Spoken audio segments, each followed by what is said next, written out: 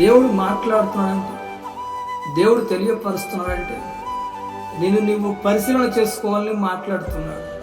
మరి మన జీవితాలు ఆయన జీవితంలో వలె పరిశుద్ధముగా, నీతిలోను, వర్ధిల్లటలోను, భక్తిలోను, భయములోను ఉండటకు దేవుడు మాట్లాడతాడు. కానీ దేవుడు నన్ను హెచ్చరిస్తున్నాడు, ప్రేమించటం లేదు, నన్ను శిక్షిస్తున్నాడు అని చెప్పి ఎవరు ఆలోచన కలిగి ఉండకూడదు. మన యొక్క అతిక్రమములు మనం పరిశీలన చేసుకోవాలి. ప్రేమలో వర్ధిల్లేటువంటి విషయాలను పరిశీలన చేసుకోవాలి. ఆశీర్వాదములతో నింపబడినట్లుగా పరిశీలన చేసుకోవాలి. భక్తిహీనతలో ఉన్నామా అన్న విషయాలు పరిశీలన చేసుకోవాలి.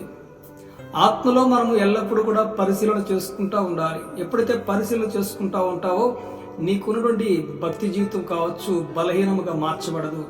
ఒకవేళ బలహీనమైన జీవితం ఉంటే భక్తి జీవితంగా మార్చబడతా ఉంటుంది.